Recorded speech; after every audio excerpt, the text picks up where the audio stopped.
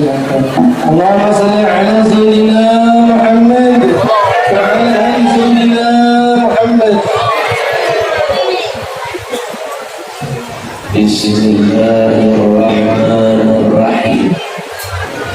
Assalamualaikum warahmatullahi wabarakatuh.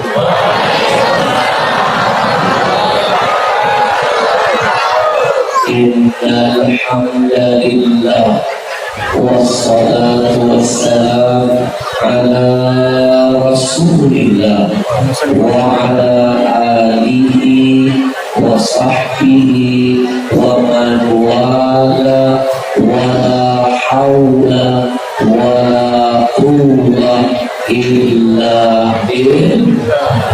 Yang saya muliakan dan kita cintai bersama segenap para alim ulama, para habaib,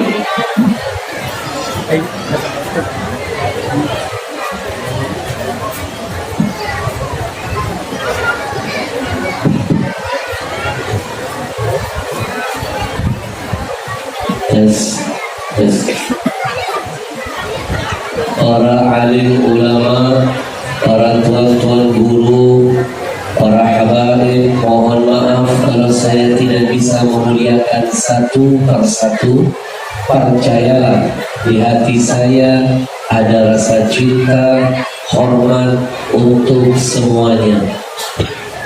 Kita angkat tangan, kita doakan dulu semua ulama-ulama kita yang masih hidup. Mudah-mudahan Allah sehatkan badannya, Allah panjangkan umurnya, Allah kuatkan imannya, Allah jaga semangat istiqamahnya, Allah lindungi ulama kita dari berbagai macam fitnah dunia. Amin ya rabbal. Saya titipkan pesan pertama, jangan malas-malas menjawab amin, amin, amin setiap kali kita mendengar ada doa kebaikan dari siapapun. Ad-da'i wal mu'ammin syarikani fil ajar. Orang yang berdoa dan orang yang ikut mengaminkan, dua-duanya dapat pahala yang sama, dua-duanya dapat keberkahan yang sama. Kalau seandainya yang berdoa, doanya diijabah Allah, maka yang mengaminkan doanya dapat jatah dan bagian yang sama. Terlambat. Izinkan saya mengucapkan ribuan terima kasih kepada segenap panitia, lebih khusus DKM Masjid Muara Kintan. Muara Kintan. Ya, itu maksudnya. Mohon maaf tadi saya terlambat datang dari mulai hari menuju ke sini. Masya Allah, perjalanannya mulus.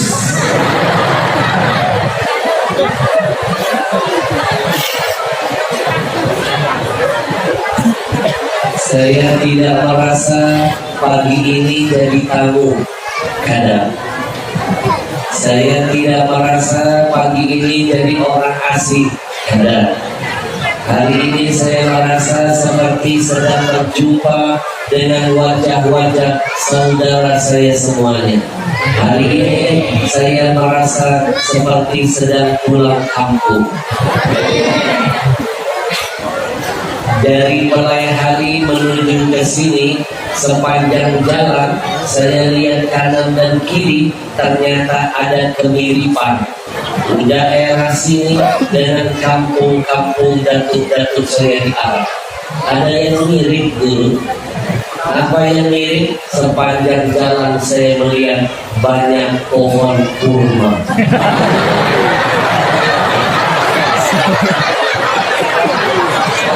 Kita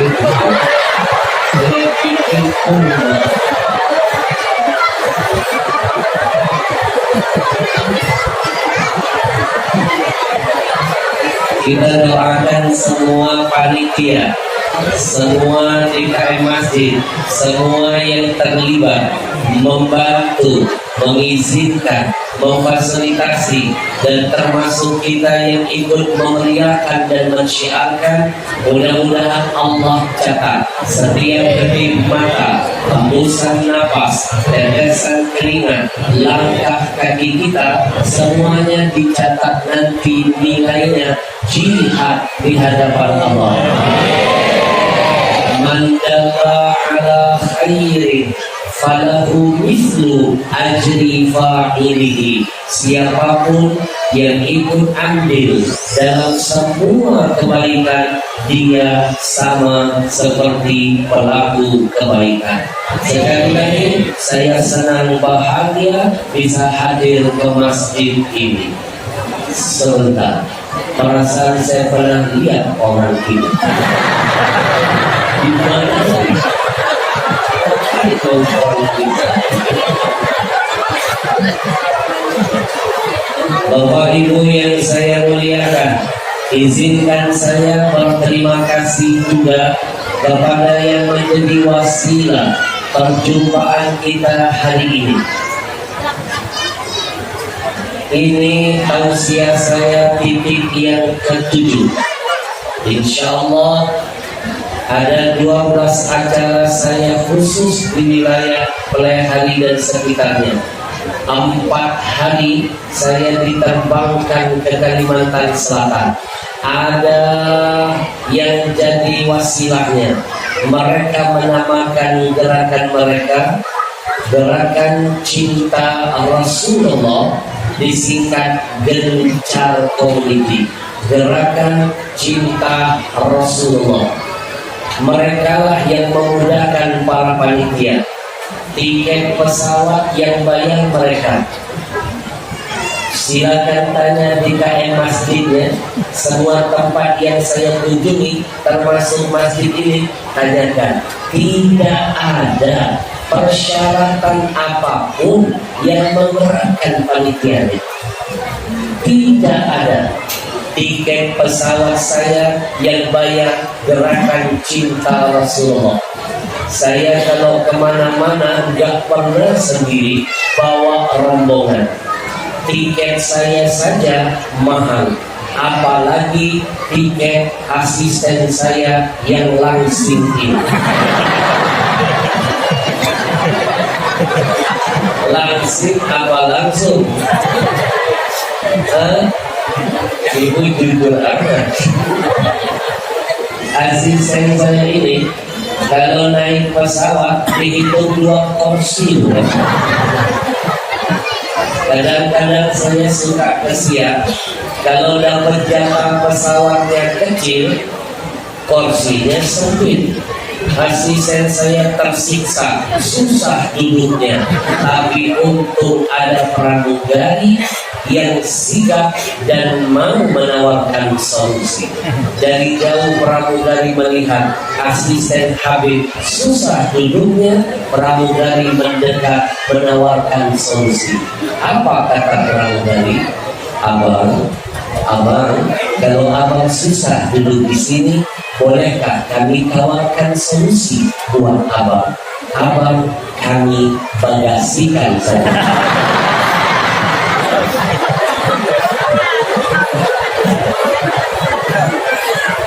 Ternyata asisten saya lebih cerdas dari pramugari. Mendengar solusi begitu, asisten saya menjawab dengan menggunakan bahasa iklan yang lagi ngetop sekarang. Apa kata asisten saya? Solusi buat lo, masalah buat gue.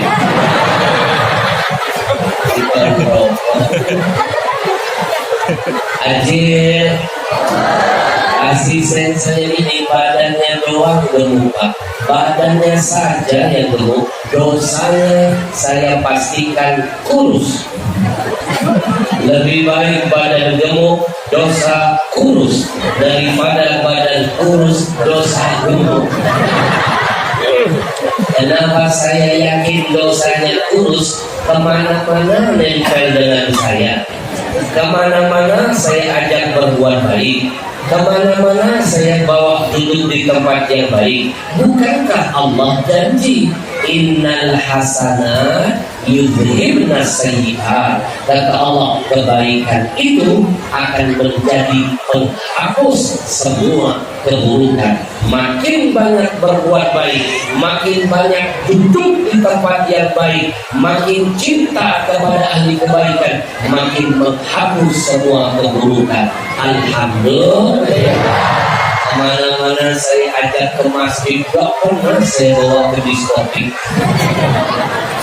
Bukankah masjid ini rumah Allah? Bujur? Bujur? Bukankah masjid ini tempat yang terbaik? Bujur? Nabi yang jamin khairul bila masajiduha, sebaik-baik tempat itu kata Nabi masjid, wa asyarruha aswaquha, dan seburuk-buruk tempat adalah pasar. Hari ini Allah yang mengundang kita, Allah yang mengundang kita untuk kumpul di rumahnya. Maka saya yakin yang ada di depan saya ini wajah-wajah tamu-tamu khusus dari Allah. Alhamdulillah. Apalah artinya Ahmad Al-Habsyi? Saya gak pernah dan gak punya kekuatan bisa menggerakkan hati manusia. Allah yang menggerakkannya. Apalagi tadi saya sampai sini hujan deras, tapi jamaah masih semangat hadir.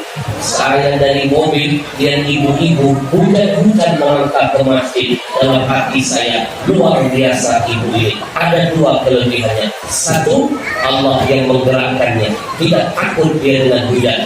Dua, jangan-jangan dia belum mandi. Itu dia takut basah.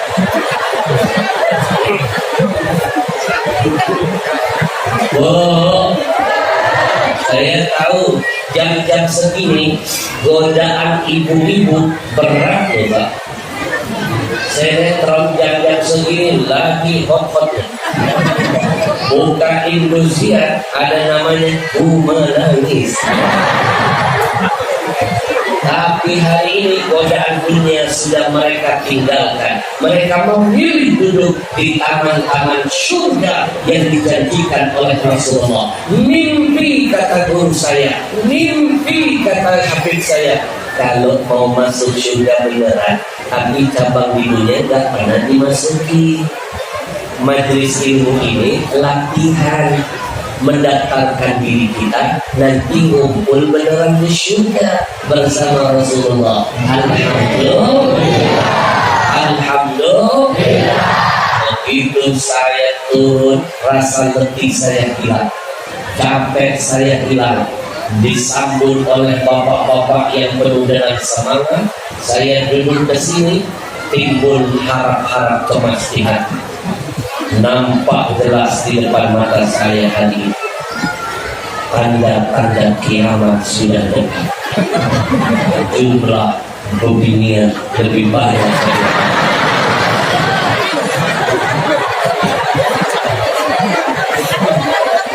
Sebelah sini mama, sebelah sana mama, di sini dihimpit mama, di belakang kita dipagarin mama. Nampak betul hari ini bapak-bapak seperti kaum tertindas. Kiamat sudah di depan mata. Bukan saya yang ngomong, Nabi yang bercerita. Apa kata Nabi? Inna min asyratis sa'ah, di antara tanda-tanda kiamat sudah dekat, ayatillar rijal, lelaki lebih sedikit nanti kata Nabi, wa yakthurun nisa, perempuan lebih banyak dari laki-laki. Sekarang sudah ada di depan mata. Nanti kalau sudah dekat betul dengan kiamat, Nabi kasih bocoran. Hatta yakuna li khamsina imra'atan, Al-Hayyul Wahid. Makin dekat dengan kiamat, perbandingannya 50 perempuan, 1 orang laki-laki. Sekali lagi saya ulangi, 50 perempuan, 1 orang laki-laki. Sekali lagi saya ulangi, Kai 50 perempuan Kai, 1 orang laki-laki. Kai sanggup.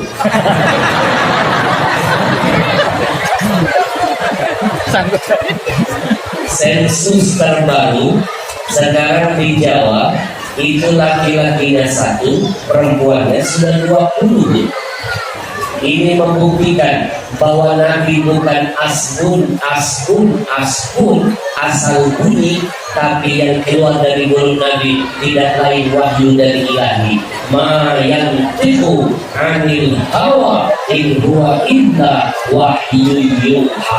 1500 tahun yang lalu omongan Nabi sudah mulai terbukti di hadapan kita. Nanti jumlah perempuan mengalahkan jumlah laki-laki.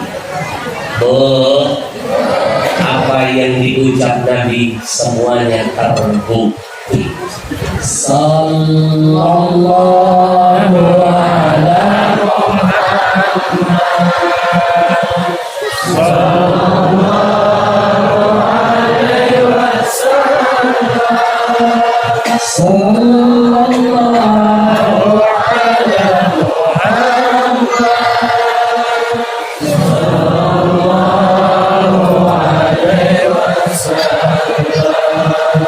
Bapak Ibu yang saya muliakan, yang bayar tiket pesawat saya Gerakan Cinta Rasulullah, yang bayar hotel saya dan rombongan tiap hari Gerakan Cinta Rasulullah, yang bayar makan minum saya Gerakan Cinta Rasulullah.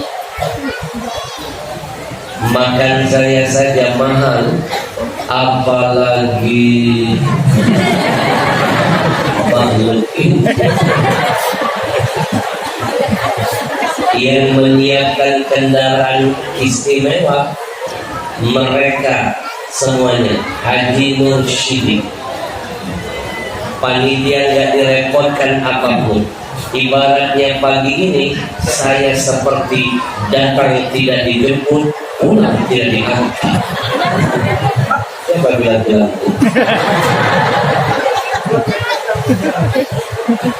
Kita doakan dulu yuk semua orang-orang yang semangat dalam mendukung gerakan dakwah, memudahkan para ulama masuk ke pelosok-pelosok daerah. Kita doakan mudah-mudahan jadi keberkahan dalam hidupnya. Diberkahi usahanya, dikabulkan niat hajatnya, dijaga semangat istiqomahnya. Ya Rabbal. Bapak Ibu, kalau kita tidak bisa jadi seperti mereka, saya berikan solusi: nanam saham akhirat bersama mereka. Biar kebaikan tidak terhenti hanya di saya. Mudah-mudahan setelah saya, mereka bawa habaib-habaib lain, mereka bawa ulama-ulama hebat lain dari Jakarta, berbagi ilmu, berbagi berkah dan silaturahim bersama kita. Jangan sampai kebaikan yang dilakukan orang baik terhenti hanya di saya. Kita bantu, kita dukung, kita semangati. Kalau tidak bisa dengan tenaga, kita titipkan infak terbaik kita. Kalau tidak bisa dengan semuanya, paling tidak angkat tangan, doakan biar mereka selalu dalam pertolongan Allah. Ujung? Maka malam ini, maka pagi ini, saya ajak Bapak Ibu, kita sempurnakan dulu iman dengan amal. Innal ladzina amanu wa amilus lebih kompak. Innal ladzina amanu wa amilus ini menunjukkan warga di sini cinta dengan Al-Quran.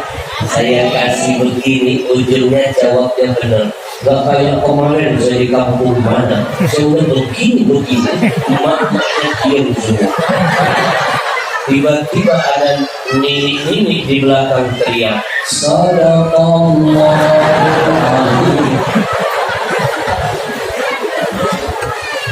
Ajib. Innal ladzina amanu wa amilus.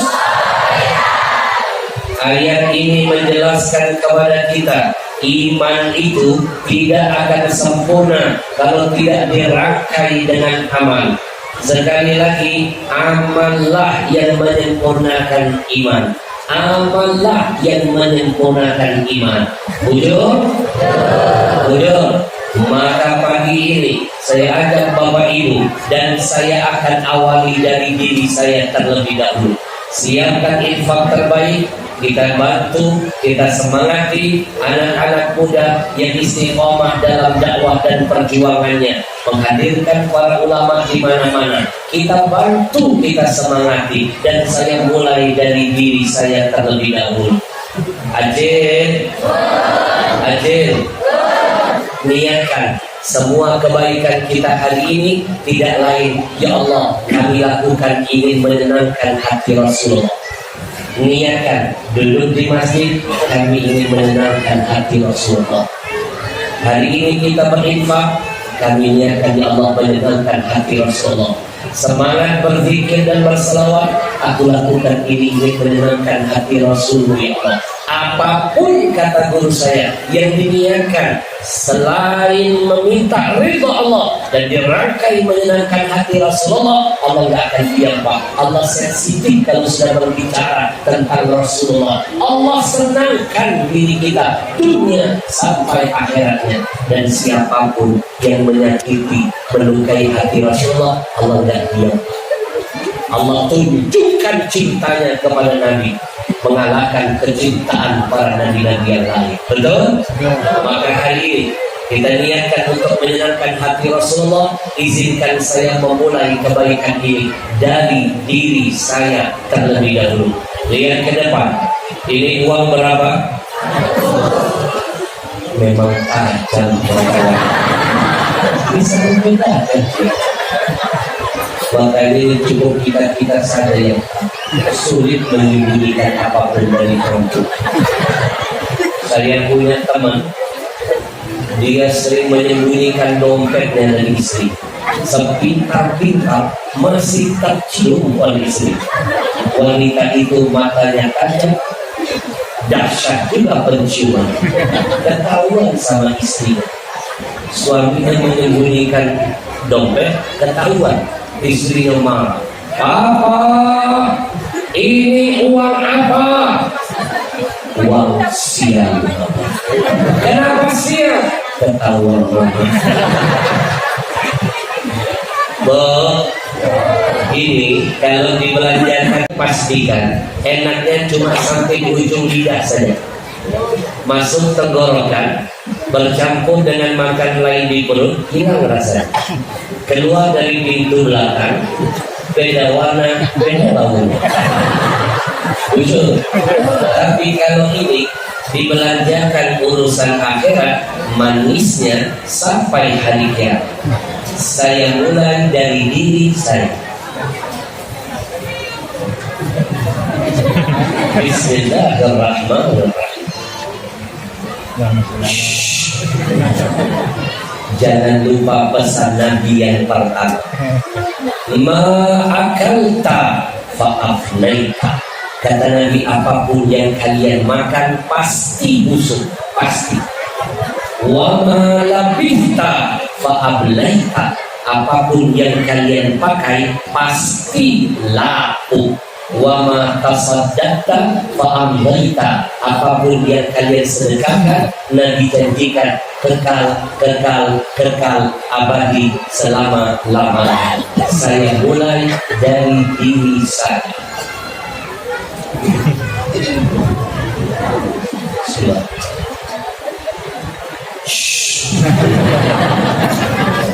Jangan lupa pesan Nabi yang kedua. Mana qasamalun min sadaqatin, tidak akan berkurang harta apapun yang disedekahkan. Yazda, bertambah, pasti bertambah.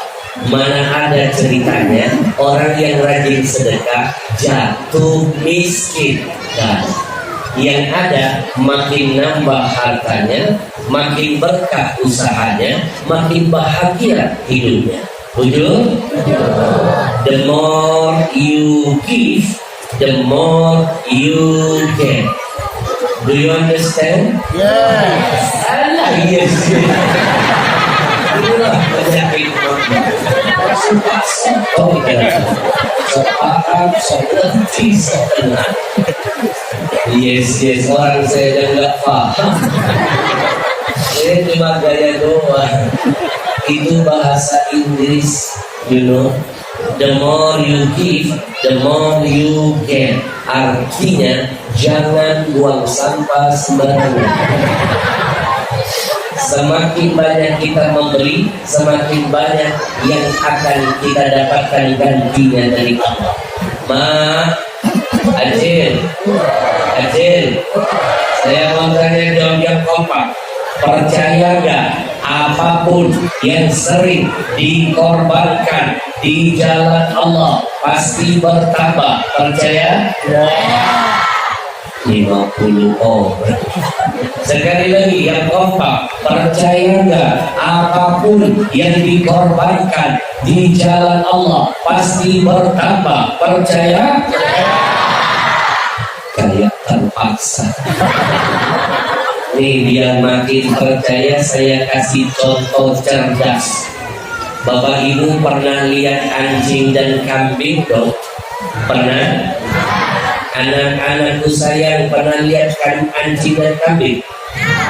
Pintar. Masya Allah, bajunya bagus, jaket bagus, kayak pernah lihat. Anak-anak pernah lihat kambing? Coba Habib mau tanya, bumi kambing di mana? Pintar.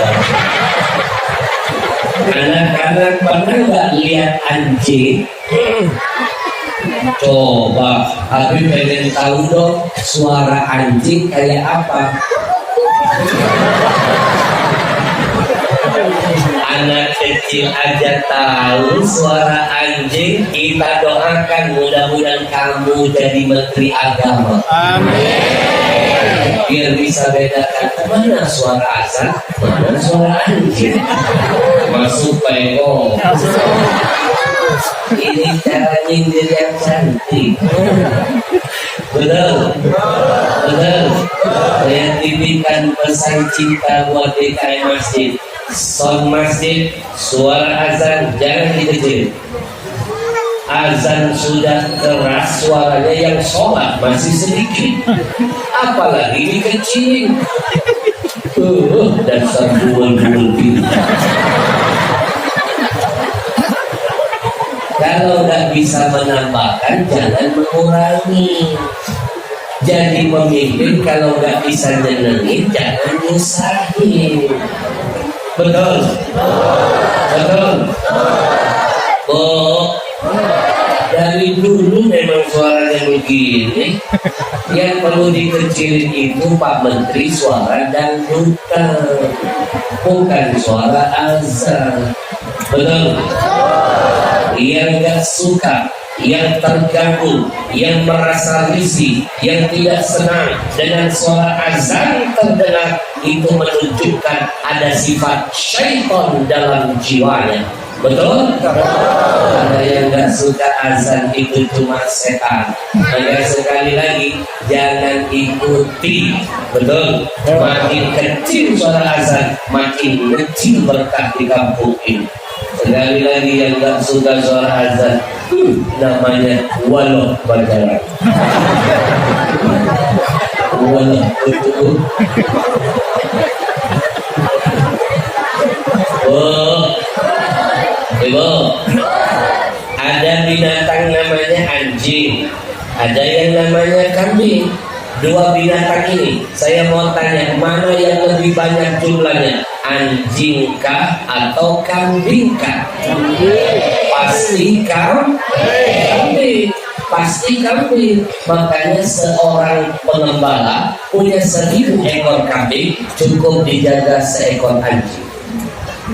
di mana-mana jumlah kambing pasti lebih banyak dari anjing. Sekarang saya tanya, dari dua binatang ini, ada anjing, ada kambing, mana binatang di antara dua ini setiap tahun jumlahnya bisa lebih dari puluhan juta ekor? Setiap hari raya Idul Adha di seluruh dunia dikorbankan anjing atau kambing? Kalau mau pakai hitung-hitungan dunia, harusnya yang dikorbankan berkurang. Harusnya kambing punah. Jumlahnya puluhan juta ekor loh seluruh dunia tiap tahun lagi. Harusnya kambing sedikit. Anjing nggak pernah dikorbankan, harusnya lebih banyak. Jumlahnya mengalahkan kambing. Tapi kenapa kambing makin dikorbankan di jalan Allah, makin berkah, makin bertambah, makin banyak jumlahnya? Ini pesan sebenarnya dari Allah. Apapun yang dikorbankan selama di jalan Allah tidak akan punah, pasti akan terus bertambah. Yang nggak nambah cuma satu saja, korban perasaan. Betul. Maka saya mulai dari diri saya.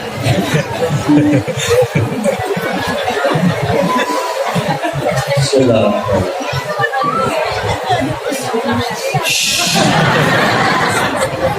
Saya titipkan pesan Allah dalam Al-Quran.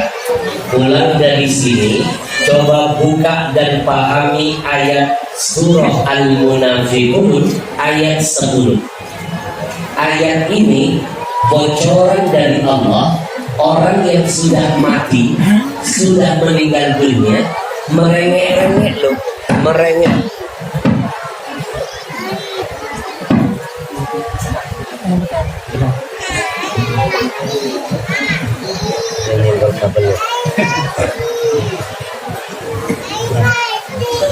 Sallallahu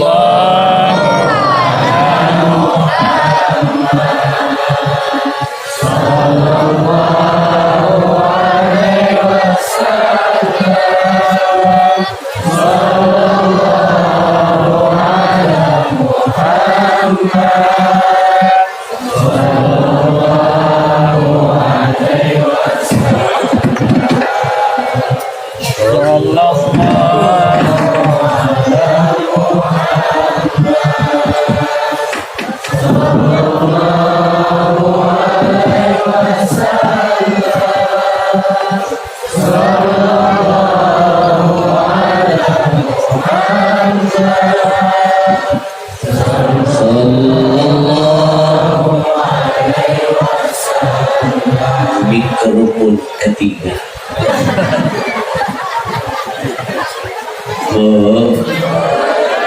Buka surah Al-Munafiqun ayat 10.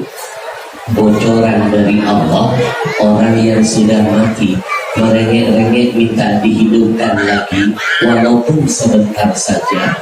Bukan mau sholat, bukan mereka mau puasa, mereka minta dihidupkan, cuma ingin bersedekah saja. Dan mereka rela dimatikan setelahnya agar bisa digolongkan jadi orang soleh di hadapan Allah. Kata ulama, mikir yang sudah mati minta dihidupkan sebentar saja, cuma mau sedekah. Masa yang hidup nggak mau sedekah padahal pasti mati? Ini bocoran dari orang yang sudah pernah melihat malaikat maut. Ini bocoran dari orang-orang yang sudah mengetahui apa saja yang dibutuhkan nanti di alam kubur. Sedekah dahsyat untuk alam barzakh. Mana ayatnya? Saya bacakan ayatnya. Tapi mohon maaf kalau suara saya tidak semerdu Kohi. Suara beliau Masya Allah. Usia berapa sekarang dulu? 56. Tidak nampak. Saya pikir 46. Kita doakan beliau sehat panjang umur. Maaf kalau suara saya tidak seindah beliau. Habib juga manusia, kurang tidur. Suara saya hari ini hilang. Makanya tadi doping pakai air hangat biar dilembutkan ini. Bu, makanya cukup bantu saya hari ini satu orang saja yang berbicara, yang lain jangan ada yang ngomong. Karena saya nggak bisa teriak-teriak, ini sudah volume paling besar. Atau saya SMS saja ceramah ini. Maaf kalau nanti suaranya tidak semerdu kami. Yang sudah mati minta dihidupkan untuk sedekah. A'udzu billahi minasyaitonir rajim. Rabbi laula akhartani ila ajalin qarib. Allah. Saya paling anti kalau ada jamaah pengajian diajak masuk surga semangatnya lemes.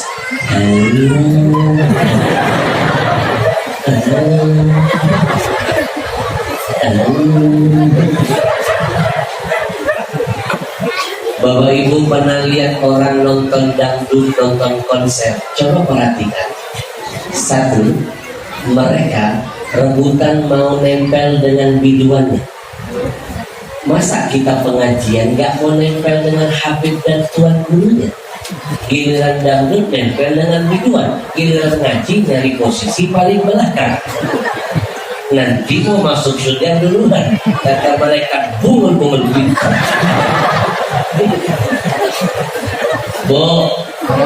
Biduan tidak punya jatah loh ngasih syafaat buat penontonnya. Tapi yang namanya ulama punya jatah, bisa ngasih syafaat bagi jamaahnya. Makanya saya suka suasana ngaji keakraban begini. Ini latihan, di dunia kita sudah akrab, di akhirat kita makin dekat. Amin. Jangan mimpi dan tidak akhirat dekat dengan para ulama kalau di dunia sudah jauh dari ulama. Ulama ini wasilah mengantarkan kita dekat dengan Rasulullah karena mereka pewaris Nabi. Jujur? Ibu lihat orang nonton dangdut konser, ya Allah, itu penontonnya teriak-teriak mengikuti suara penyanyinya. Maka hari ini saya ajak amalkan ayat fastabiqul khairat, berlomba-lomba dibolehkan selama ada unsur kebaikan. Tunjukkan kepada ahli maksiat, kita ahli syurga, ahli kebaikan lebih kompak dan semangat dari mereka. Siap? Ya. Saya ulangi ayatnya, getarkan ruangan masjid ini dengan menyebut nama Allah. Siap? Ya. Awas ya. Saya yang serak-serak aja semua. Habib Ahmad Al-Habsyi, apa manfaatnya buat kami kalau nanti kami semangat? Kalau nanti kami semangat, boleh nanti panitianya jangan gerak-gerak dulu, duduk dulu, jangan dulu. Karena kalau ada yang bergerak itu mengganggu konsentrasi. Cukup sambil bergerak. Sallallahu alaihi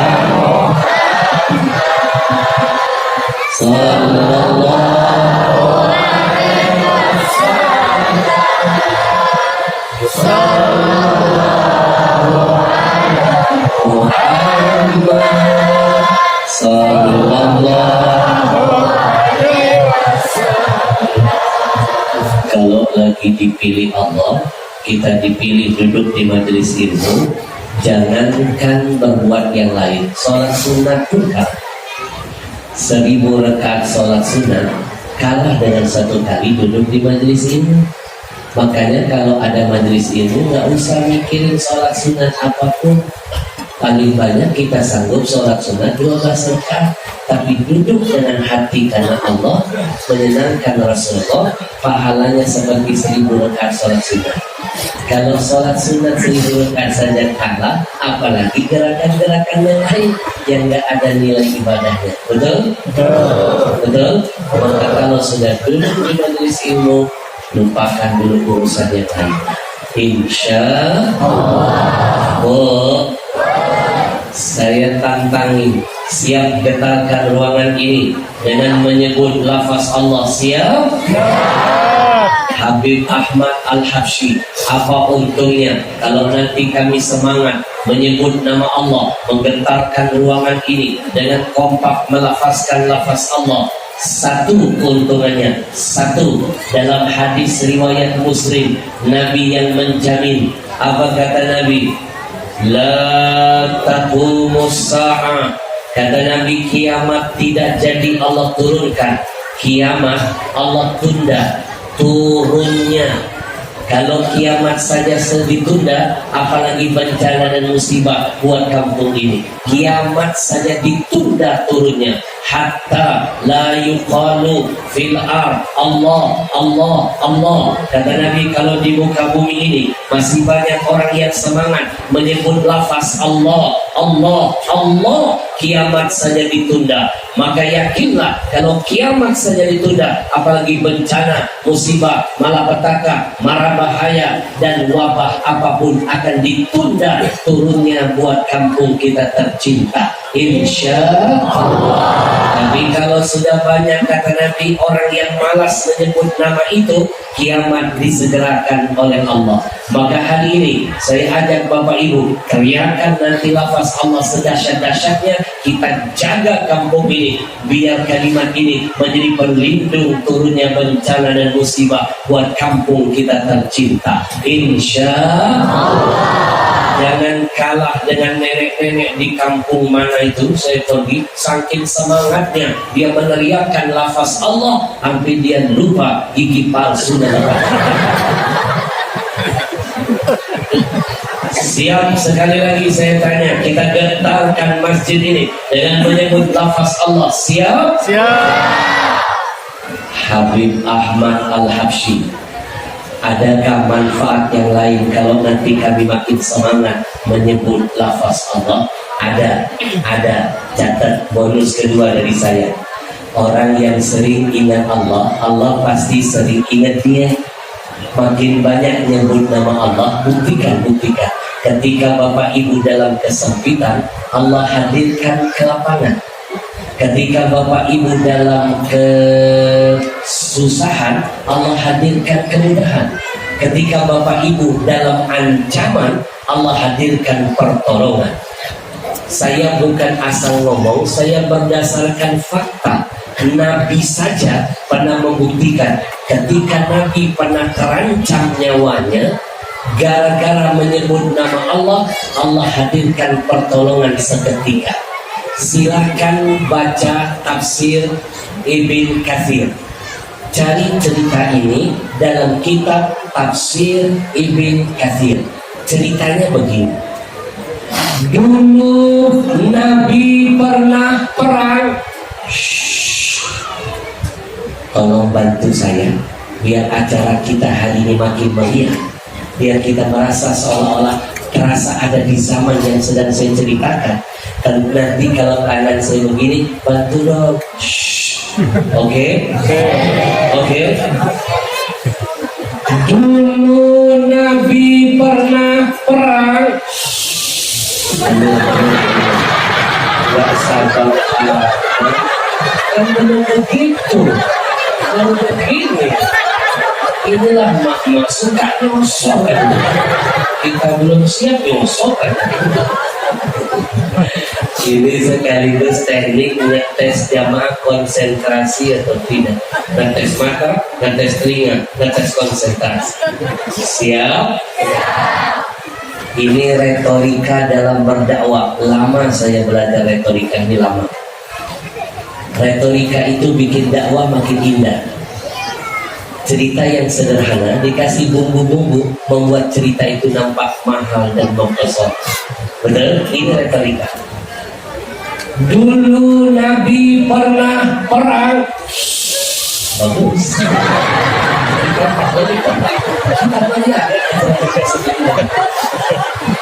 Selesai perang, Nabi tidur di bawah pohon. Bagus.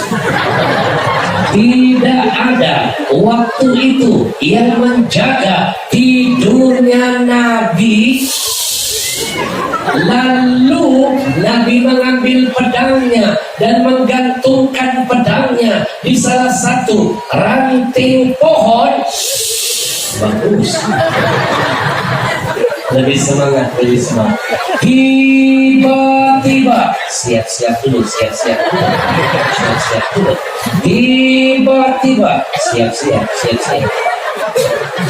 Saking siap-siap, Pak, ada emak-emak duduk di sana, mulutnya sambil begini.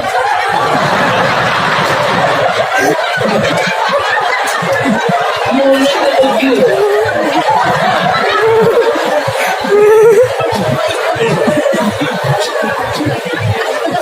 Inilah retorika.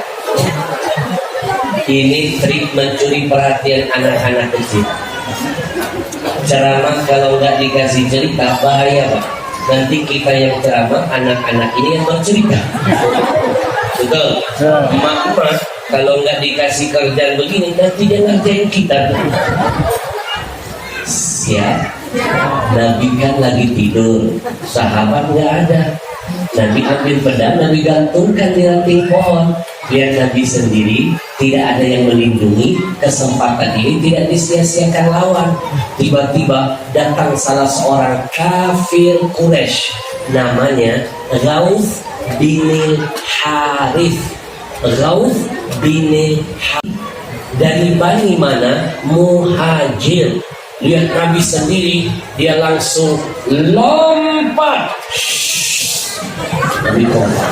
Dia rampas pedang Rasul, lalu dia tempelkan ke leher Rasul, lalu dia berkata, mana ada begitu, susah udah hanya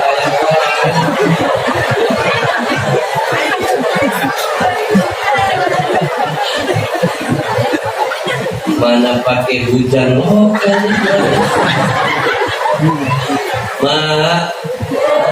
Nyawa Nabi pernah terancam, Pak. Nyawa Nabi sedang di ujung tanduk, sahabat jauh, pedang dirampas, ditempel di leher Nabi. Muhammad, man yamna'uka minni? Siapa yang bisa menyelamatkanmu sekarang, Muhammad? Pedang sudah di leher. Kalau Nabi teriak, sahabat, help me.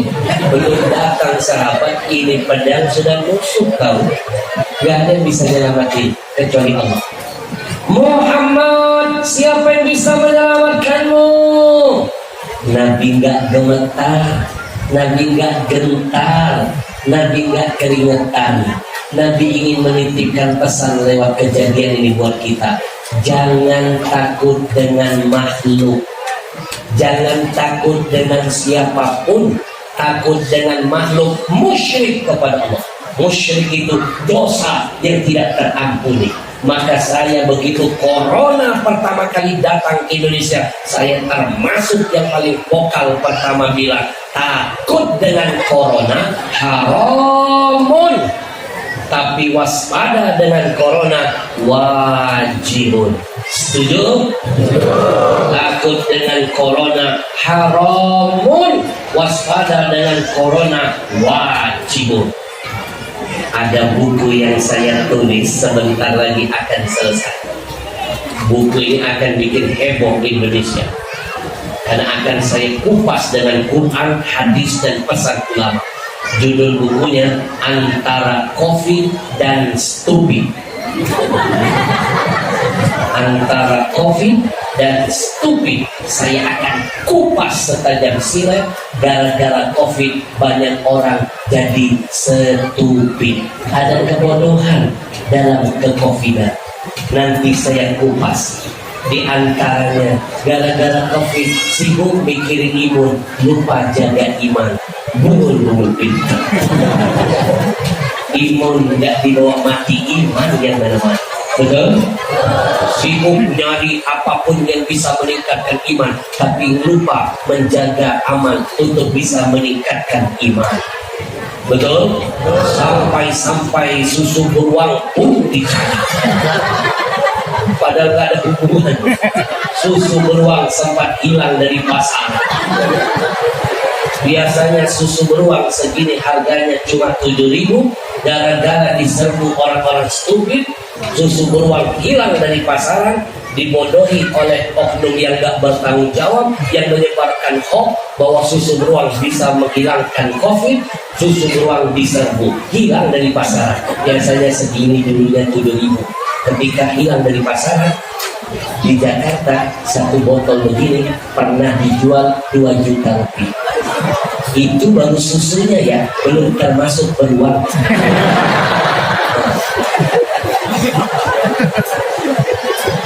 Jujur, saya sedih dulu, sedih lihat emak-emak, bapak-bapak nyerbu supermarket, dorong-dorongan, rebut-rebutan, gak mikir lagi halal haram, hantam, gak mikir lagi aurat. Kenapa? Kebodohan menutupi kebenaran.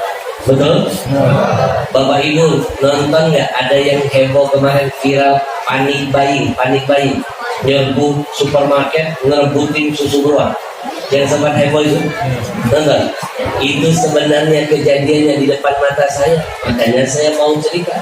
Kejadiannya di depan mata saya, Pak. Depan mata saya, bapak-bapak, ibu-ibu rebutan kayak kesetanan. Sibuk ingin hidup enak tapi lupa merencanakan mati enak. Itu di depan mata saya, rebutan nyerbu susu beruang di depan mata saya. Saya nggak bisa mencegah, nggak bisa ngapa-ngapa, cuma ngusap dada, ngangkat tangan. Ya Allah, kok jadi begini umat? Jadi stupid jadinya. Itu di depan mata saya, di depan mata saya, betul kejadiannya di depan mata saya dulu. Kan saya waktu itu lagi buka TV dulu, ada berita itu.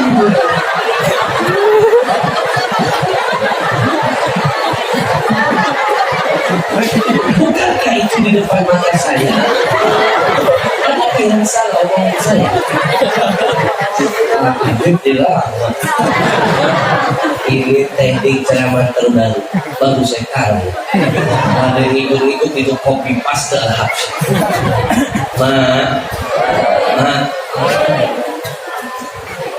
Nabi mengajarkan jangan takut dengan siapapun. Takut itu hanya kepada Allah. Nih pedang sudah nempel nih Pak. Mustahil Pak bisa selamat kalau bukan pertolongan Allah. Muhammad, siapa yang bisa menyelamatkanmu? Apa jawab Nabi? Satu kata yang Nabi sebut, Allah.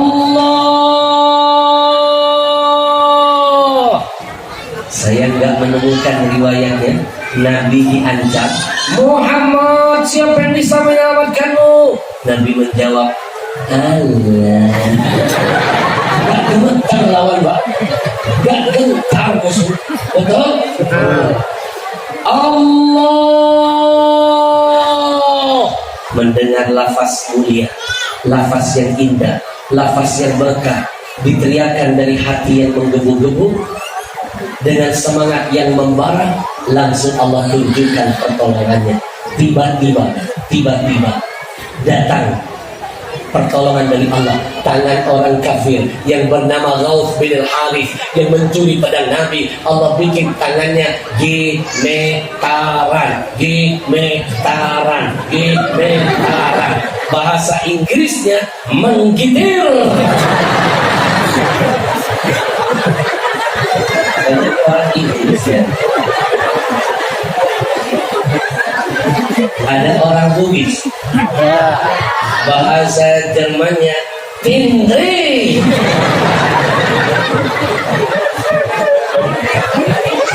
Bahasa Bugisnya Tindri. Oh, pedang Nabi yang dia rampas, yang ada di genggamannya berkat kalimat yang tadi, itu pedangnya terpenta. Bahasa Jepangnya takiba. Bahasa Inggrisnya kalita.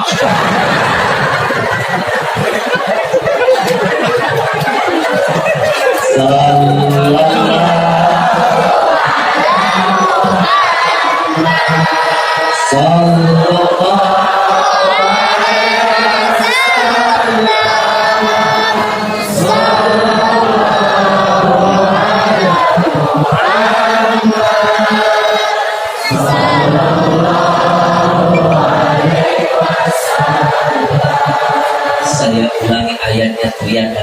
Allah sedahsyat-dahsyat. A'udzu billahi minasyaitonir rajim. Rabbi laula akhartani ila ajalin qarib. Beda nggak auranya terasa? Beda. Cuma nggak usah melotot-melotot gitu. Fa'asaddaqa akum minas salihin. Ini yang ngomong orang yang sudah mati. Mereka bilang begini kepada Allah, Rabbi laula akhartani ila ajalin qarib fa'asaddaqa wa akum minas salihin. Ya Allah, kalau seandainya kami dihidupkan kembali, kami ingin betul-betul, kami ingin sedekah ya Allah, agar kami digolongkan jadi orang soleh. Renungkan, yang sudah mati mau sedekah, masa yang hidup gak mau sedekah? Saya mulai dari diri saya. Maaf ya.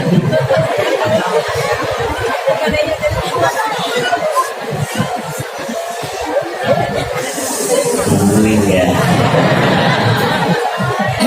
Siapkan infak terbaik, senangkan hati Rasulullah. Niatkan, mudah-mudahan ini jadi asbab anak cucu kita ada yang jadi pejuang agama Allah. Biar amalnya mengalir buat kita di alam barzah. Senangkan hati Rasulullah. Kita iringi dengan salawat, biar apa yang dikeluarkan dilihat Rasul dan kita senyum menambah berkah dalam hidup. Sallallahu alaihi Sallallahu alaihi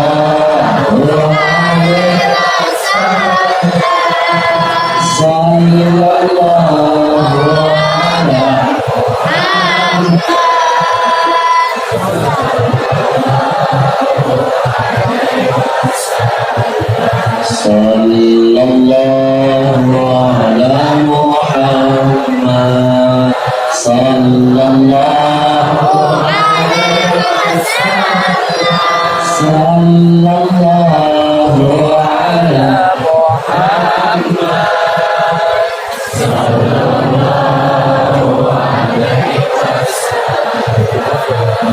Sallallahu alaihi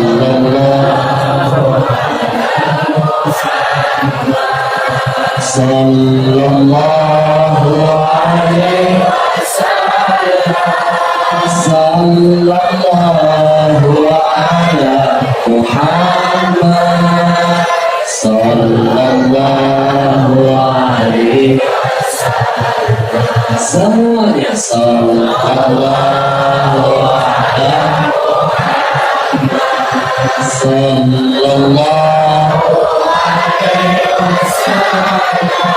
Sallallahu ala Muhammad Sallallahu alaihi Sallallahu ala Muhammad Sallallahu alaihi Sallallahu ala Muhammad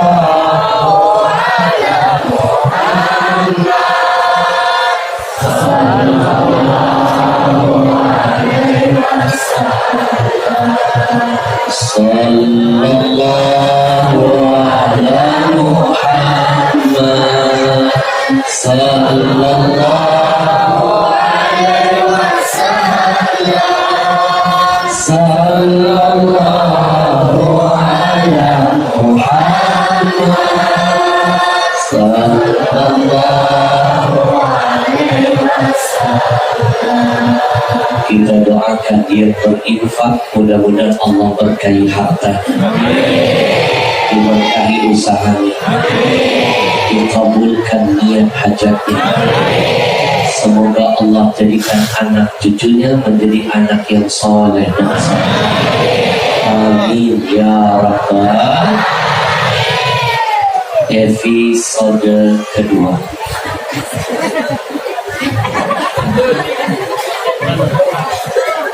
Lanjut. Yang kompak dulu dong, lanjut. tenang, ini baru pembukaan. Itu pun baru pembukaan 1. Masih ada pembukaan 9. Acil, saya titipkan pesan cinta yang berikutnya. Buat apa punya harta berlimpah tapi anak tidak ada yang jadi soleh dan solehah? Lebih baik kita nggak usah punya apa-apa, asal ada anak kita yang jadi soleh dan solehah, karena mereka yang soleh dan solehah adalah harta yang tidak ternilai dunia sampai akhirat kita. Bujur? Bapak Ibu, saya sudah keliling Indonesia. Dari Sabang sampai Merauke, saya sudah masuk ke semua tempat. Kadang-kadang saya masuk kampung, tausiah keluar kampung, saya merasa jadi orang kampung. Kadang-kadang saya berdakwah masuk kota, keluar kota, saya merasa jadi orang kota. Kadang-kadang saya berceramah masuk desa, keluar desa, saya merasa jadi orang desa. Kadang-kadang pernah dulu waktu itu saya diundang ceramah masuk hutan, keluar hutan, saya merasa siapa yang bilang orang hutan?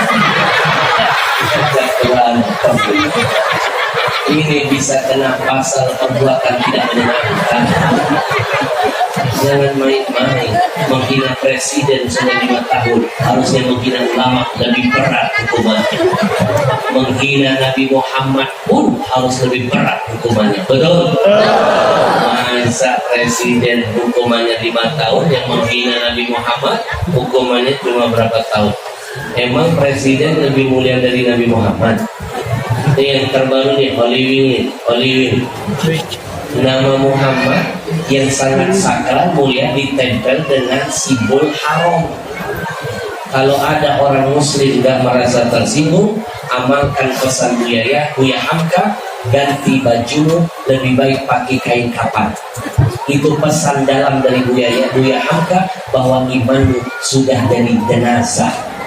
Engkau wujuduhu keadaanmu, wujudmu seperti tidak ada, bagaikan bangkai berjalan di hadapan Allah. Betul? Oh, tidak ada nama yang paling banyak disebut di seluruh dunia ini, di dunia dan di langit, kecuali nama Muhammad. Seluruh dunia ketika azan berkumandang, nama itulah yang paling banyak disebut. Ketika qomat diteriakan sebelum sholat, nama itulah yang paling banyak disebut.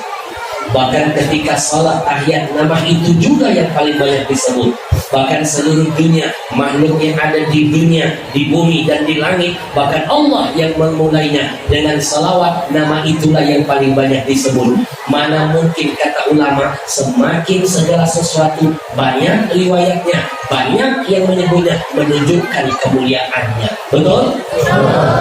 Masa nama yang sangat sakral mulia ditempel dengan simbol yang diharamkan oleh agama, lalu muslim diam, tidak ada yang membela. Mimpi Nabi akan membela dan tidak dapat Allah. Ini kesempatan, tunjukkan dalam hadapan Allah. Kita tidak akan rela ketika Nabi dinistakan. Kita berjuang bila perlu sampai tetes darah terakhir. Lebih baik mati dalam membela kemuliaan Nabi, pasti dapat syafaatnya, daripada mati membela pemimpin yang gak ada benarnya di negeri ini. Betul? Giliran gurunya diejek, langsung dia emosi. Giliran partainya dihina, langsung dia tunjukkan kegagahannya. Giliran organisasinya direndahkan, bangkit dia, keluar urat-uratnya. Giliran presidennya, pejabatnya dihina, dia bela mati-matian. Giliran Nabi dihina, dia tenang-tenang saja. Ini namanya walau bajar. Dan ingat umat Nabi Muhammad, di akhirat minta syafaat, mimpi Nabi mau memandang wajahnya. Falladzina amanu bihi, buka Quran, Orang yang mengaku beriman dengan Nabi, salah satu cirinya dia akan selalu membela Nabi, siap mati demi menjaga kehormatan Nabi Muhammad. Betul, kita doakan siapapun yang terlibat di dalamnya melecehkan Nabi Muhammad, mudah-mudahan Allah laknat selaknat-laknatnya. Amin. Kalau dia nggak mau bertobat, kalau dia mau bertobat, mudah-mudahan ini jadi asbab jalan hidayahnya nanti di hadapan Allah. Mudah-mudahan dengan orang mengutuk, membenci, mendatangi, meminta kholiwi, semuanya ditutup. Mudah-mudahan jadi hidayah buat dia. Mudah-mudahan akan tumbuh rasa cintanya kepada Nabi Muhammad Sallallahu alaihi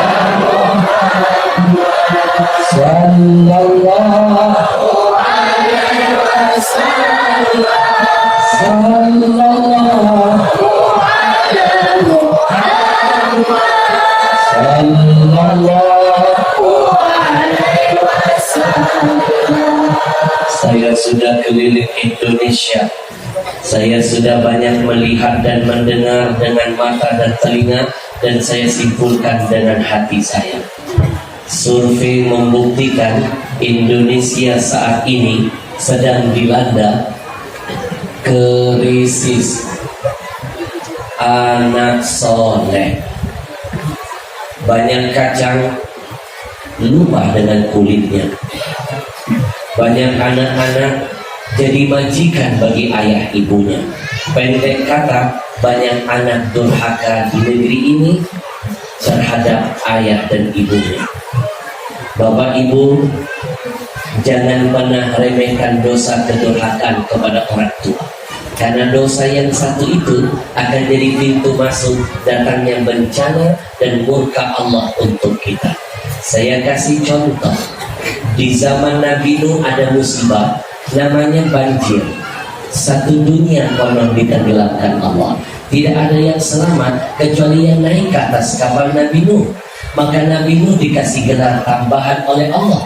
Apa gelarnya? Abal Bashar Thani, bapak manusia kedua setelah Adam. Karena tidak ada seorang manusia pun yang bisa hidup setelah murka Allah hadirkan, setelah banjir didatangkan, kecuali yang naik ke atas kapal Nabi.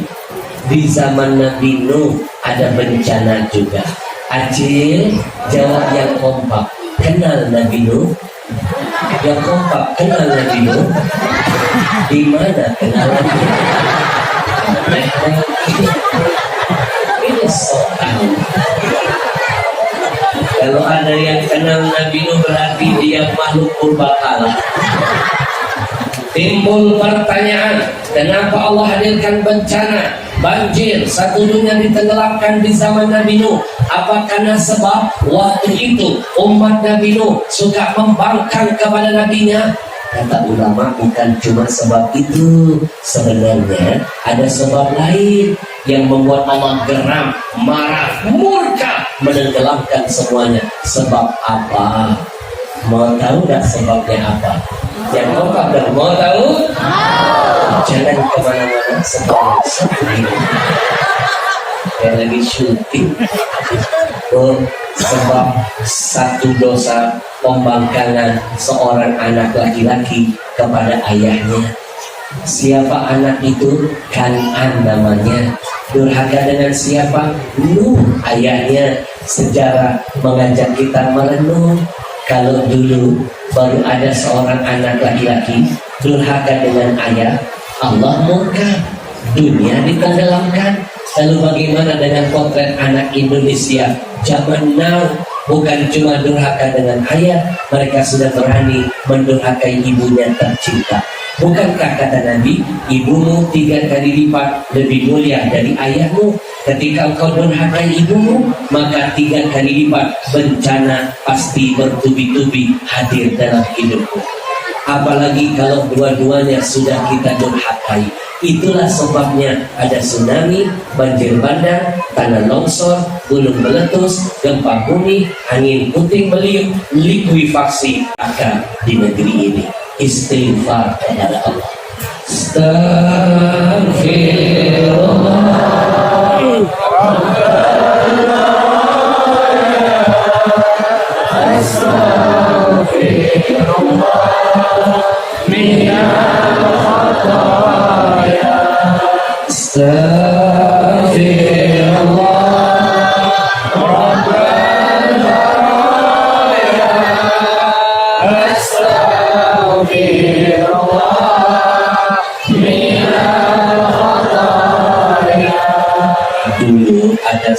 seorang anak datang menghadap Nabi. Ya Rasul, saya punya ayah. Terus saya juga punya ibu. Mana yang harus lebih dulu saya muliakan? Kata Nabi, ibu. Yang kedua siapa ya Rasul? Masih ibu. Yang ketiga siapa ya Rasul? Tetap ibumu. Yang keempat siapa ya Rasul? Baru ayah. 3:1. Tolong ibu-ibu bantu saya biar bapak-bapak makin minder, biar mereka makin sadar kemuliaan seorang ibu. Jangan main-main yang ngomong Nabi yang memuliakan ibu-ibu. Jawab yang kompak. Yang tadi disebut Nabi 3 kali lebih mulia siapa? Dengarkan baik-baik. Jangan main-main Pak. Ini yang memuliakan posisi mereka Nabi, bukan saya. Lebih keras dong, lebih keras. Biar mereka yang pura-pura nggak dengarnya dengar. Lebih keras. Yang tadi disebut Nabi 3 kali siapa? Yang tadi disebut Nabi cuma 1 kali saja siapa? Berarti mereka sudah ridho 1 ayat 3 ibu. Kesian.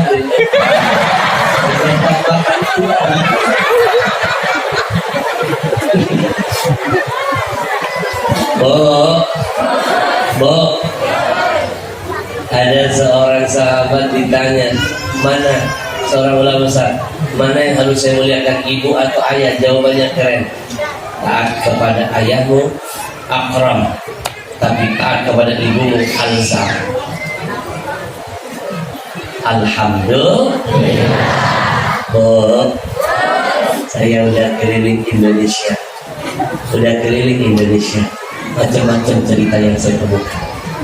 Kalau saya sampaikan semua nggak selesai sampai bulan depan. Hari ini sedikit saja. 1 kejadian pertama saya temukan di Jambi. Saya tabligh akbar di sana. Dari Jambi saya naik mobil melanjutkan perjalanan menuju sebuah kota kecil. Kota itu namanya Muara Tebu. Kecil banget kotanya. Kalau dilihat dari peta. Ada yang salah lagi dong. Sesampainya saya di sana, ada kejadian Pak. Seorang anak laki-laki remaja mengunci ibunya di kandang kambing. Dia tidur di tempat yang bagus, ibunya dibiarkan tidur di kandang kambing. Melihat kejadian itu saya meneteskan air mata, lalu mencatat dalam tulisan saya. Pantas ya, Allah kirim bencana buat Indonesia. Banyak kacang sudah lupa dengan kulitnya. Kejadian kedua saya temukan di kota yang berbeda, Brebes. Ada seorang anak usianya masih 12 tahun mukulin ibu kandungnya sampai babak belur. Hanya karena perkara sepele, ibunya terlambat menghantarkan makanan buatnya. Tidak hanya sampai di situ Bu, dia ambil gantungan baju, dia pukul ibunya, sobek bibir ibunya. Saya kembali meneteskan air mata, lalu mencatat dalam tulisan saya, pantas banyak malapetaka di negeri ini. Jawabannya, banyak anak sudah menjadi majikan bagi ayah ibunya. Kejadian yang ketiga lebih memalukan. Lokasinya di Jawa. Ada seorang ibu sudah tua, janda, wanita solehah, masih semangat bekerja mencari nafkah yang halal demi menghidupi anak-anaknya. Kerjanya jadi apa? Kuli di salah satu sawah.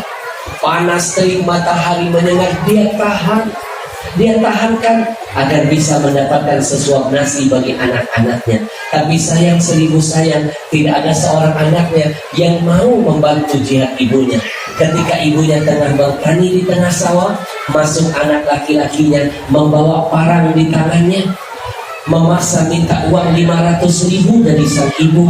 Ibunya nggak punya uang, Dia kejar ibunya pakai parang, berlari sang ibu ketakutan, ingin menyelamatkan nyawanya, lalu terjatuh di tengah sawah. Apa yang terjadi? Dia tebas leher ibu. Terpisahlah kepala dengan lehernya hanya gara-gara uang senilai 500.000 saja. Saya makin menangis dan mencatat dalam tulisan saya, pantas Indonesia banyak bencana, musibah, malapetaka, mara bahaya, keberkahan negeri ini dihilangkan Allah. Jangan-jangan ada anak durhaka di negeri ini dengan orang tua. Bapak Ibu, demi Allah saya sampaikan, demi Allah, sampai detik ini saya belum pernah menemukan dalam Al-Quran, saya belum pernah menemukan dalam hadis ada riwayat menceritakan bahwa ada anak setan menyembelih leher ibunya. Sebejat-bejat anak setan, sejahat-jahat anak setan, jangankan membunuh orang tuanya, durhaka saja tidak ada. Tapi anak manusia, jangankan durhaka, membunuh pun sudah ada. Jangan-jangan manusia sekarang lebih gila daripada setan. Jangan-jangan setan-setan di luar sana sudah takut lihat manusia. Jangan-jangan saking takutnya manusia setan dengan manusia, setan ada yang berdoa begini kepada Allah, ya Allah, aku berlindung dari godaan manusia yang terkutuk. Istighfar kepada Allah.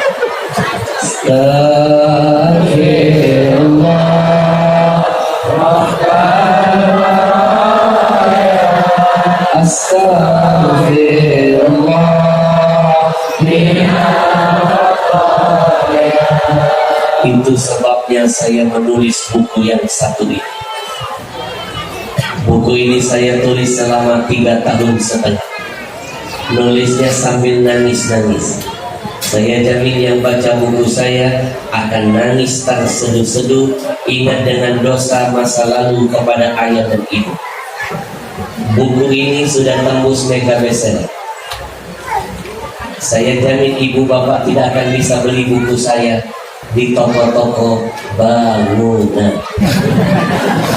kecuali di tempat saya tausiah. Buku ini dahsyat berkahnya. Kalau baca bukunya pasti nangis, ingat dosa masa lalu. Saya pernah membuktikan Pak berkahnya buku ini. Saya pernah ceramah satu hari di satu kampung. Jamaah yang hadir ribuan orang, hidup semua. Tiba-tiba saya terharu. Begitu saya melirik ke arah belakang, nampak dari jauh ada seorang preman. Rambutnya gondrong, mukanya seram, badannya penuh dengan bertatu. Dia masih mau duduk mendengarkan tausiah saya. Saya terharu dong. Saya panggil preman itu maju ke depan. Saya hadiahkan buku karangan saya yang dahsyat ini. Masih plastikan, belum dia buka, belum dia baca isinya, baru dia pegang begini. Preman tadi meraung-raung menangis dengan kencang. Saya terheran dan bertanya, "Abang, kenapa abang menangis?" Ternyata dia nangis karena nggak bisa baca. Saya siap.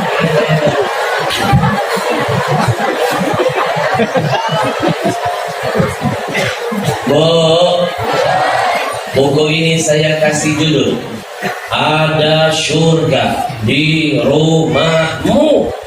Siapa surga kita di rumah? Ayah dan ibu.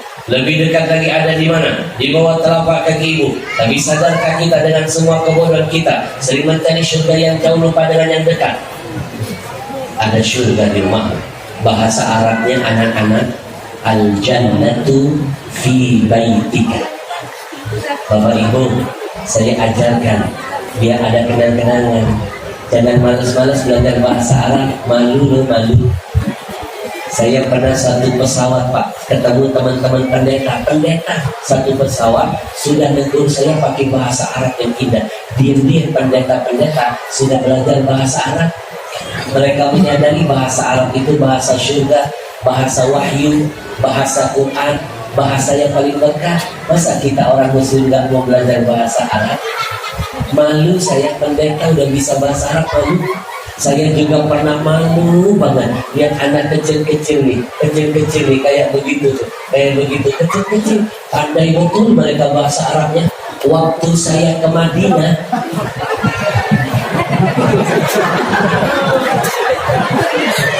gak percaya itu, coba pergi ke Mekah, ke Madinah, lihat anak-anak di sana kecil-kecil pandai bahasa Arabnya. Oh, ikuti saya. Al-jannatu fi baitika. Ada surga di rumahmu, jangan cari surga yang jauh sebelum dapat surga yang dekat. Saya kasih contoh sedikit saja. Guru, kalau saya kupas buku ini 1 bulan nggak selesai kajian. Hari ini singkat saja. Contoh pertama, kita nggak sadar sering mencari surga yang jauh pada yang dekat. Bapak Ibu pasti dong pernah berdoa begini, ya Allah, jadikan anak-anak kami anak yang soleh dan soleha ya Allah, please ya Allah. Sementara kita sendiri belum soleh, kita sendiri belum soleha. Buat orang tua kita berharap anak lebih baik dari kita. Ini namanya nggak tahu diri, mencari surga yang jauh lupa dengan surga yang dekat. Ibu bapak nggak perlu minta anak jadi soleh, cukup buktikan dulu kesolehan kita di hadapan orang tua kita, otomatis Allah bikin anak lebih baik dari kita. Ma fil aba fil abna, apa yang ada pada orang tua akan turun kepada anak-anaknya. Wujud. Contoh kedua, kita sering dari surga yang jauh daripada yang dekat. Setiap selesai sholat, kita sering mengamalkan sunnah yang diajarkan Nabi, berzikir. Salah satu zikirnya, kita sering baca hamdalah. Alhamdulillah, Alhamdulillah, Alhamdulillah, Alhamdulillah. 33 kali kan? Kalimat zikir ini bagus, membuat kita menjadi hamba yang tahu diri, bersyukur dengan nikmat Allah. Tapi saya pastikan gak bakal diterima syukurmu kepada Allah kalau kamu gak bersyukur dulu dengan ayah ibumu. Itulah makna pesan Nabi, man lam yashkurin nas lam yashkurillah. Siapa yang tidak pandai bersyukur kepada manusia, dia tidak akan dianggap menjadi hamba yang bersyukur kepada Allah atas semua nikmat-nikmatnya. Bapak Ibu, kalimat hamdalah itu mulia, pasti mendatangkan pahala. Tapi saya pastikan gak ada kemuliaan buat yang bacanya kalau mulutnya masih gak mulia bicaranya dengan orang tua. Mulutnya ketus, kasar, gak sopan, suaranya lebih tinggi di atas suara orang tuanya, gak ada manfaatnya. Mau sampai berbusa mulutmu berzikir, Allah gak kasih nilai apa-apa. Kenapa? Kamu gak pandai memuliakan orang yang dimuliakan Allah dalam Al-Quran. Betul? Oh, silakan buka Al-Quran. Dalam Quran ada ayat yang berangkai dan berantai, gak bisa dipisahkan antara perintah yang satu dengan yang lainnya. Saya kasih satu contoh. Anishkurli wali walidayni, kata Allah, bersyukurlah kepadaku dan jangan lupa bersyukur dengan orang tuamu. Nggak diterima syukurmu hanya kepada Allah kalau kamu durhaka dengan orang tuamu. Betul? Nanti ada di buku saya. Contoh ketiga, ini kalau saya kupas satu-satu nggak selesai sebulan. Yang ketiga, Bapak Ibu ngerasa nggak anak-anak zaman sekarang manggil pasangan romantis banget ya? Manggil orang tua galaknya kayak 17 jin. Pasangan dipanggil romantis, darling, dadar guling. Giliran manggil orang tua, hoi. Kepada atasan dengan mudah dia berkata begini, siap komandan, laksanakan, beres 86. Buat atasan 86 gampang diucapkan. Kenapa buat orang tua sendiri yang keluar selalu kata pembangkangan? Buat apa kita mulia di luar sana kalau hina di mata orang tua sendiri? Lebih baik kita hina di luar sana asal mulia di hadapan orang tua kita sendiri. Bujur? Itu namanya mencari surga yang jauh daripada yang dekat. Maaf ya, ibu, suamimu bisa jadi mantan nggak? Maaf loh Pak, istrimu itu bisa jadi mantan. Ada mantan suami, ada mantan istri. Tapi demi Allah, untuk ayah ibumu tidak akan pernah menempel kata mantan.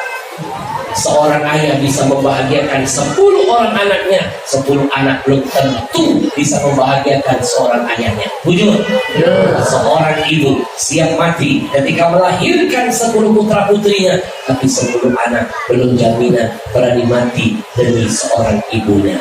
Bujur, sallallahu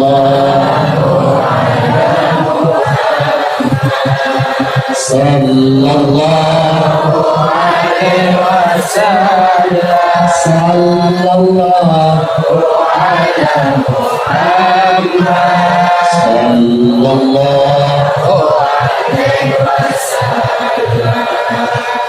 Orang tua masih hidup, malas betul dia cium tangannya.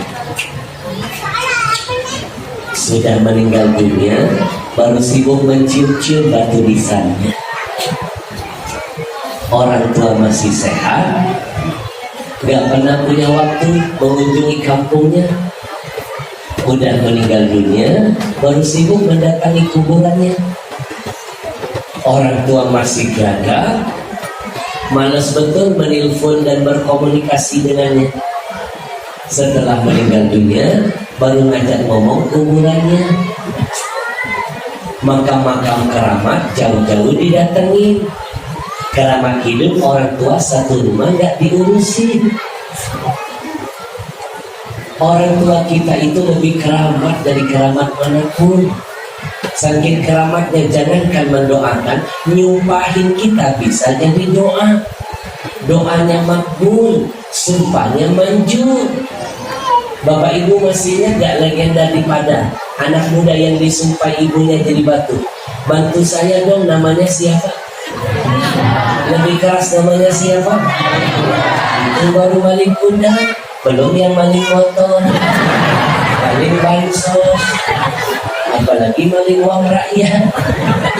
Bujur, doaul walid liwaladihi kadu'ain nabi li ummatihi. Doa orang tua bagi anak-anaknya kedahsyatannya bagaikan doa Nabi bagi umatnya. Istighfar kepada Allah. Kalau sibuk minta doa dari orang lain tapi nggak pernah minta doa dari orang tua sendiri, itu namanya mencari surga yang jauh, lupa dengan yang dekat. Istighfar kepada Allah. Astaghfirullah Rabbal baraya.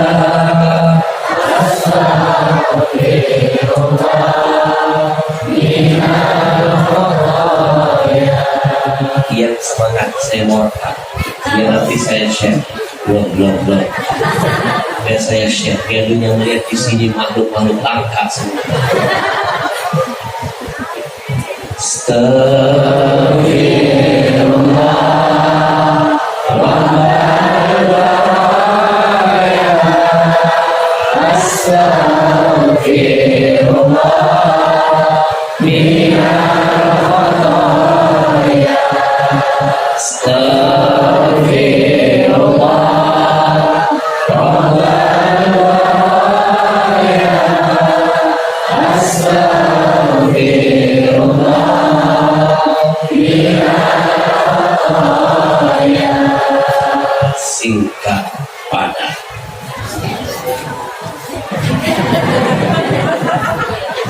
Lanjut. Mohon izin buat DKM Masjid, kita tuntaskan dulu acara nanti sampai selesai. Karena di akhir acara nanti saya ijazahkan doa dahsyat ruqyah dari Rasulullah. Ada dalam hadis sahih. Kita selesaikan. Kalaupun nanti kita zuhurnya agak mundur 12:30, paling lambat jam 1, jangan khawatir. Kita tidak termasuk orang yang melalaikan sholat. Orang Indonesia kalau bubar dulu, sholat dulu, ngumpulin lagi susah. Sementara saya nggak punya banyak waktu nungguin. Habis ini saya harus meluncur lagi ke Bati, ke hari ada acara habis asar. Dari situ tancap lagi ke bati-bati acara ketiga nanti malam. Hari ini ada 3 acara. Mau kita tuntaskan dulu sampai selesai, mau?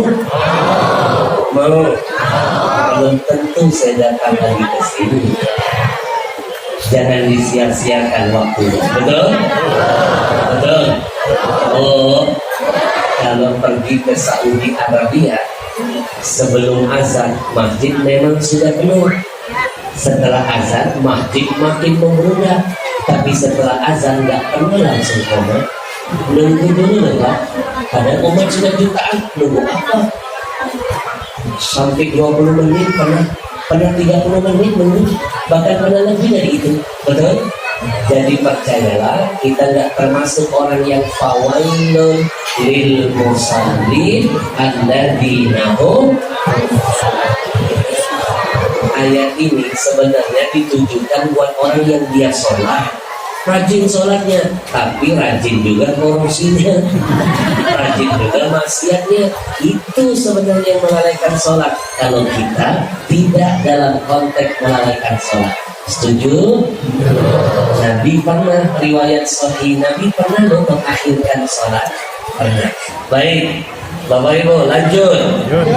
Dan kompak dong, lanjut. Sudah 1,5 jam ngaji dengan saya loh, nggak terasa loh. 1,5 jam loh, nggak terasa loh. 1,5 jam. Saya mau tanya, 1,5 jam ngaji bareng Habib terasa tidak? Yang benar. Saya kali lagi yang kompak dong. Terasa tidak? Saya yang merasakan. Suara tambah hitam. Boleh saya minum dulu? Minum dulu ya. Anak-anakku tercinta, anak-anakku tercinta, semua mata kalian lihat ke saya. Semuanya lihat ke saya. Lihat ke saya. Kalau bahasa sini lihat ke saya apa bahasa lain?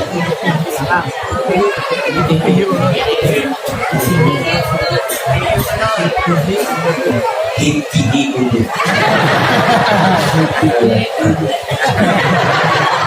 Ini ngomong-ngomong pelajaran apa?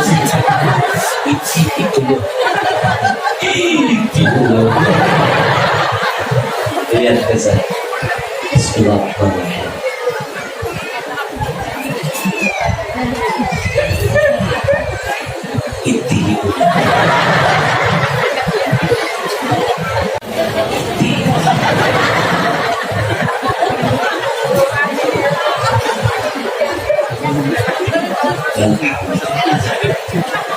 Pasti ada yang nanya-nanya nih, Habib Al-Habsyi, baru kali ini kita mendengarkan penceramah, dia minum kita disuruh iti, disuruh lihat. Apa sih maksudnya? Inilah teknik ceramah. Setiap orang dalam berdoa punya manhaj, strategi dong. Betul? Tahu saya dulu liatin apa? Khususnya anak-anaknya. Saya sayang dengan kalian. Saya ingin ngasih tahu begitu cara minum nabimu. Saya nggak pernah menemukan satu riwayat pun Nabi kita minumnya gayanya begini. Itu gaya setan. Nabi nggak pernah minum begitu. Nabi kalau minum selalu mengawali dengan membaca basmalah, Bismillahirrahmanirrahim.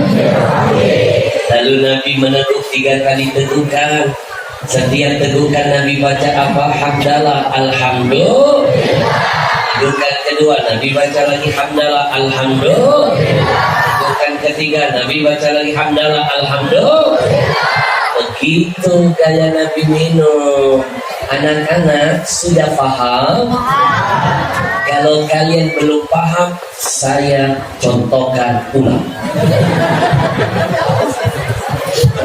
Oh, haus.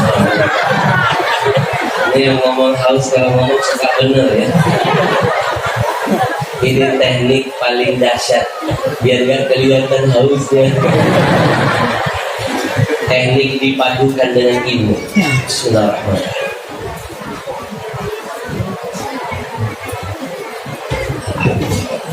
Coba buktikan kalau minum gaya Rasulullah leganya beda. Bahkan dalam ilmu kesehatan orang yang minum gaya Nabi lebih panjang umur. tidak rentan kena penyakit karena setiap minum ada napasnya. Ilmu kedokteran membuktikan, Pak. Maka sekali lagi apapun yang dilakukan pasti ada kedahsyatan dan manfaatnya.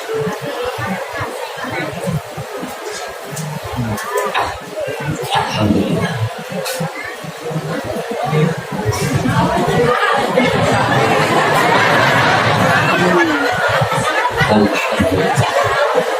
Kalau bahasa orang Bugis, capu.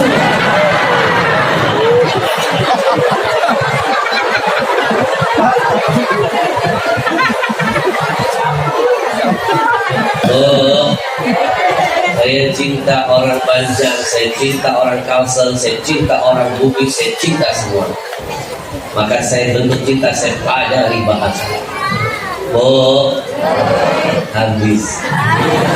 Emang beda kalau minumannya terasa sehat, beda. Merek apa sih? Masuk Pak Eko. Bapak Ibu, kalau nanti pengajian di mana saja menemukan minuman yang botolnya warna hijau, satu-satunya di dunia ini botol mineral warna hijau cuma Ajwa. Mengikuti sunnah Nabi, sukai apa yang disukai Nabi, Allah pasti menyukai. Nabi nggak mungkin menyukai sesuatu kalau nggak ada sesuatu. Ternyata warna hijau aman, botolnya airnya dari sinar matahari, airnya nggak dari musyamas. Jangan anggap remeh loh, dalam gigi air musyamas jangankan dipakai minum. Air yang tertimur matahari dipakai wudhu bisa belang kulit, makruh hukum, apalagi minum dari kanker. Warna hijau aman dari sinar matahari. Bapak Ibu, kalau ada minuman yang Bapak Ibu lihat mereknya Ajwa, beli. Ini berkahnya luar biasa. Bukan cuma dapat sehatnya, dapat amalnya. Karena minuman ini keuntungannya kita akan kirim ke Palestina. Ada misi sehat, misi cerdas beramal. Bapak Ibu, ini perusahaan saya yang kelima. Doakan, saya bikin perusahaan ini bukan mau cari untung dunia. Saya ingin menyenangkan hati datuk saya Rasulullah. Saya malu dengan Allah. Saya pernah ceramah di satu tempat, lagi minum, disiapkan panitia, minuman botolnya biru, tutupnya biru. Inisialnya aja saya sebutkan, inisialnya aja.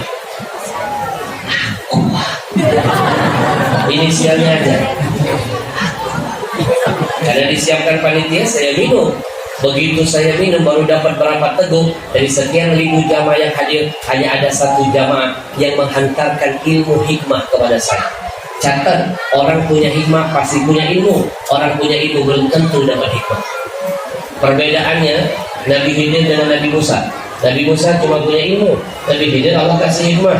Makanya Nabi Musa gak pernah lulus dari murid Nabi Khidir, karena sifatnya orang berilmu gampang protes. Melihat apa yang di depan mata, ditanya, diprotes. Nabi Musa lihat Nabi Khidir lubangin kapal, protes. Dan Nabi Khidir merobohkan tembok, protes. Dan Nabi Khidir puncaknya membunuh anak kecil, protes. Itulah ilmu, cuma menilai apa yang di depan mata. Hikmah, Allah kasih bocoran kejadian setelah.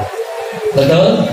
Oh, saya mungkin baru punya ilmu sedikit yang menegur saya seorang kakek, bukannya percaya, janggutnya putih, wallahu alam siapa dia. Dia menampar kebodohan saya selama ini dan yakin kebodohan kita semua. Dia berdiri, dia maki-maki saya.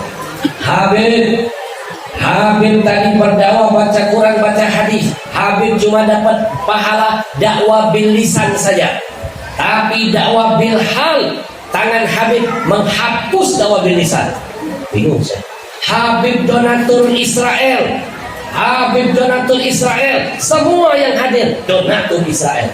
Kaget saya Pak. Panitia bilang tangkap orang gila. Saya bilang jangan ditangkap. Dia nggak gila, yang gila kita. Kita ini dohirnya waras, batinnya gila. Dia ini mungkin dohirnya gila, batinnya waras. Biarkan saya turun, saya akan cium tangannya. Saya teringat pesan guru saya, kalau ketemu orang begini, ahli hikmah, jangan suruh dia, biarkan ngoceh. Karena ocehannya adalah mutiara yang terpendam. Saya turun Pak, saya cium tangannya. Saya berikan mikrofon kepadanya. Ayahanda, terima kasih sudah menegur kebodohan saya. Tapi saya ingin tanya, apa maksud kalimat ayahanda? Saya donatur Israel. Habib, ada 3 bisnis besar. Yahudi tidak akan melepaskan 3 bisnis itu di seluruh dunia. 1, water, air. Seluruh dunia dia kuasai. 2, food, makanan. 3, baru energi. Demi Allah Habib, di Indonesia ini minuman mineral terbesar 80% dikuasai oleh perusahaan besar Yahudi dengan berbagai macam mereknya. Yahudi kalau bikin perusahaan, untungnya mengalir buat Israel. Kalau nyampe Israel, pasti dia beli senjata, dia bunuh saudara kita di Palestina. Siapa pembeli terbesar mereka Habib? Majelis taklim kita, acara di masjid kita. Kalau enggak dengan Rasulullah, menangis Rasulullah lihat kebodohan kita. Yang ceramah ulama kita, yang hadir jamaah kita, acara di masjid kita. Kenapa minuman kafir masuk ngambil untung? Kenapa minuman Yahudi ngambil untung dari jaringan kita? Maka saya minta detik ini buat DKI Masjid, kalau betul-betul ingin menyempurnakan cinta dengan Rasulullah, haramkan. Sekali lagi, haramkan minuman kafir, haramkan minuman Yahudi, mengambil untung dari jaringan majelis taklim kita. Takbir! Allah. Saya ngomong begini, ada orang munafik di antara kita, bukan ngebela perjuangan saudaranya, malah dia nyerang kita. Dia bilang ada Habib mengharam-haramkan sesuatu yang halal. Padahal dia tahu ilmunya. Nih saya bagi ya, haram itu ada 2. Ada haramun li dzatihi, ada haramun li ghairihi. Nanti kapan haramun li dzatihi seperti babi, mau dibikin rendang babi tetap haram. Yang dilihat bukan rendangnya, zatnya babinya. Mau dibikin bakso babi tetap haram karena zatnya sudah haram. Tapi ada yang kita lupa, kita nggak sadar loh, sering makan haramun li ghairihi, itulah yang membuat doa nggak diterima. Masih ingat riwayat musafir yang berjalan panjang sampai berdebu, kata Nabi doanya nggak bakal diterima. Pakai payus saja, gimana mau diterima? Makannya haram, minumnya haram. Yang disebut makan minum baru malbas, baru pakaian. Betul? Bapak Ibu tahu nggak apa yang disebut haram lidatihi? Ini saya kasih contoh. Nih air halal. Tapi kita tahu nih, udah ada ulama ngasih tahu, nih produksinya milik orang Yahudi. Kita beli, otomatis ya taghayyar hukum, berubah hukumnya. Kenapa? Ember-embernya. Betul? Makanya kata Yusuf Al-Qaradawi, pimpinan ulama besar sedunia organisasi, dari 10 tahun yang lalu sudah mengeluarkan fatwa haram membeli produk Amerika dan Yahudi. Haram. Kenapa? Untungnya pasti menghancurkan saudara kita di Palestina. Gak salah Haji Zainuddin MZ dari tahun 80 sudah teriak-teriak, Amerika itu Israel besar, Israel itu Amerika kecil. Betul? Kita minum nih produk Yahudi, dahaga kita doang hilang, tapi kita nggak sadar, gara-gara kita beli, gara-gara kita bikin lagu, ini akan jadi tetesan dahaga buat Palestina. Dan ini pasti jadi tetesan dahaga buat kita dalam barzakh. Kenapa? Ikut andil dalam kejahatan mereka.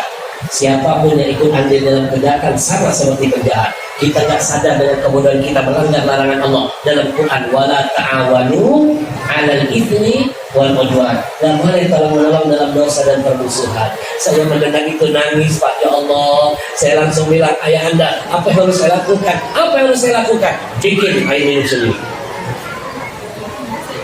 Pembeli terbesar mereka masjid, langkah awalnya matikan lewat masjid. Maka saya titip pesan buat DKM sebagai cinta saya, mulai hari ini haramkan minuman kafir. Kalau butuh air, cari air muslim. Ada air sekumpul, ada air Mursyidul Amin, ada air Salsabila, Buya Yahya punya Al-Bahjah, Habib Segaf Bahru punya Dalwar. Beli dulu milik orang muslim yang berkah. Keluar dari tempat ini saya menghimbau, yang mau makan di restoran, cari dulu restoran milik kaum muslimin. Siap? Siap. Yang mau belanja lalu di warung milik orang Islam. Siap? Yang pedagang kita sukses, demi Allah zakatnya nambah, sedekahnya makin banyak, syarat banyak ada di mana-mana. Itu sebabnya saya bikin air, saya untungnya kita kirim buat Palestina, mereka buat Israel, kita lawan untuk Palestina. Jihad pakai otak, jangan hanya pakai otot.